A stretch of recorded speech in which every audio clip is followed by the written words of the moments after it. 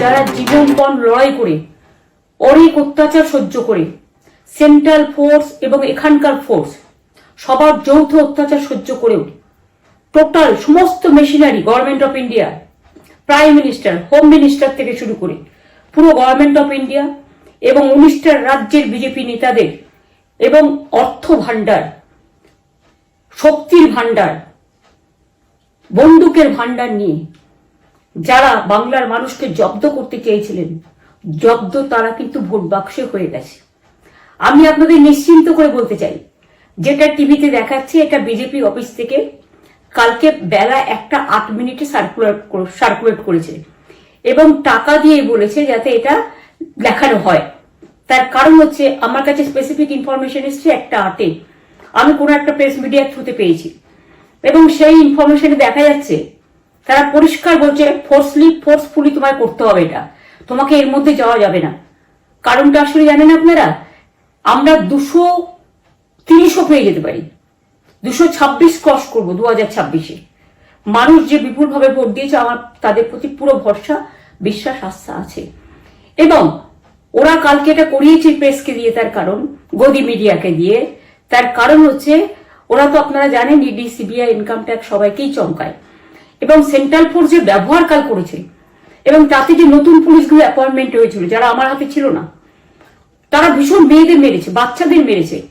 যে ভদ্রলোক উদয়নারায়ণপুরে ভোট দিতে গিয়ে মারা গিয়েছে, আমি তার শোকাহত পরিবারকে সমবেদনা জানাবার ভাষা আমার নেই, কিন্তু পরিবারটার পাশে আমরা থাকবো। এবং যে তৃণমূল কংগ্রেস কর্মীরা এমনকি সাংবাদিকদেরও মেরেছে, আমি যেখানে ছিলাম ভবানীপুরে চক্রবেড়িয়ায়, আমি বাচ্চাদেরও মেরেছে, মহিলাদেরও মেরেছে, একতরফা মেরেছে। যাদের তৃণমূল কংগ্রেসরা জীবন দিয়ে লড়াই করেছেন, মার খেয়েছেন, তবুও তারা এলাকা ছেড়ে যাননি। অনেককে ইচ্ছে করে অ্যারেস্টও করা হয়েছে যাতে তারা এজেন্ট হিসেবে কাজ করতে না পারে। বিশেষ করে ভাটপাড়া, জগদ্দল, নোয়াপাড়া, এরকম অনেকগুলো জায়গা আছে। এমনকি আমাদের এখানেও ভবানীপুরে সারা রাত ধরে রেড হয়েছে।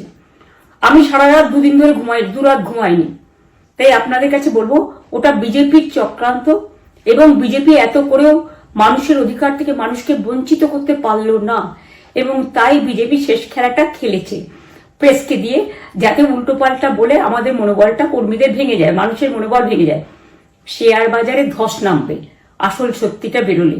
সেই জন্য শেয়ার মার্কেটকে সান্ত্বনা দিতে গিয়ে, এটা আমার কাছে স্পেসিফিক খবর আছে, এইটা করেছে।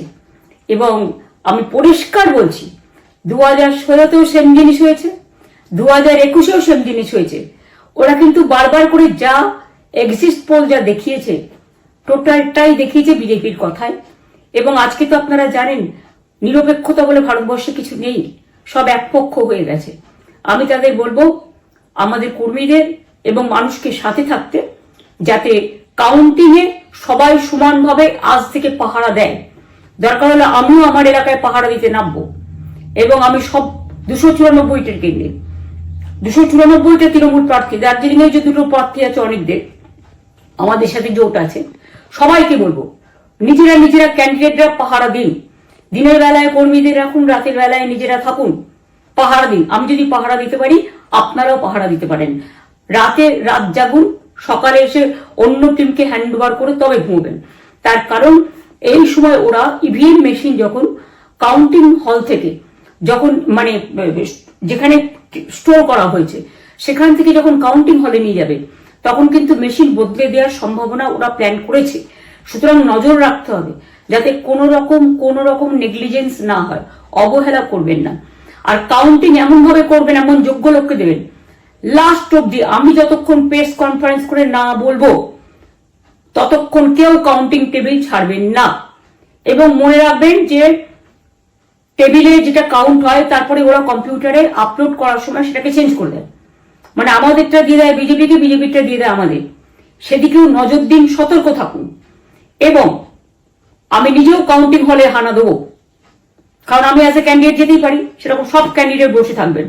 যখন দেখবেন আপনাকে ওয়াশরুমে যেতে হবে বা আপনাকে খাবার খেতে যেতে হবে, একদম স্ট্রেট মনে রাখবেন একজনকে বসিয়ে বিশ্বস্ত, যাতে যাকে কেউ টাকা দিয়ে কিনতে না পারে, তবেই যাবেন, তাছাড়া যাবেন না, তাও 2 মিনিটের জন্য। এত কষ্ট করেছেন, এইটুকু কষ্ট কিন্তু করতে হবে বাংলা মায়ের জন্য। শান্তভাবে সংযতভাবে থাকুন।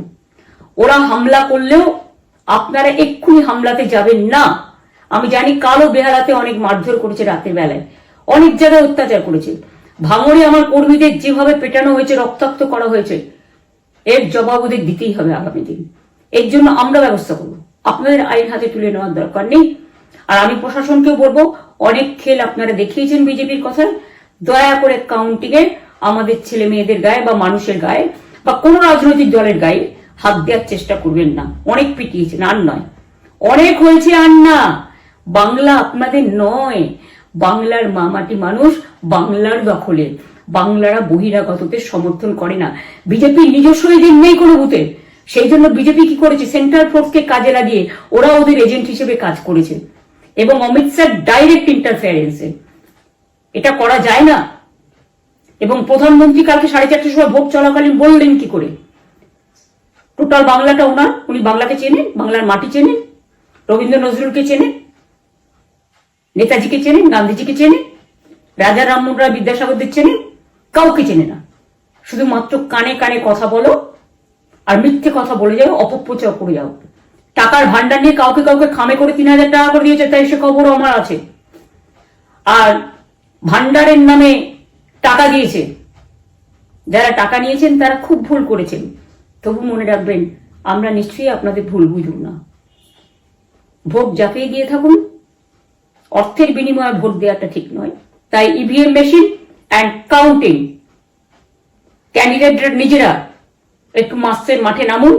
আমি যদি 3 রাত জেগে গার্ড করার জন্য, আমাদের রাতে অনেক অত্যাচার করেছে কর্মীদের, আমি যদি পুরো রাত জেগে সকালে ইলেকশনে বেরোতে পারি, আমি 1 মাস 10 দিন কাজ করে এই রোদ্দুরের মধ্যে 50 লু নিয়ে সমস্ত সাউথবঙ্গের দেয়ালগুলো, বিশেষ করে সাউথবঙ্গের জায়গাগুলো যে গরম ছিল, আর মানুষ যেভাবে রোদ্দুরে দাঁড়িয়ে ভোট দিয়েছেন, সবাই অত্যাচারিত হয়েছেন।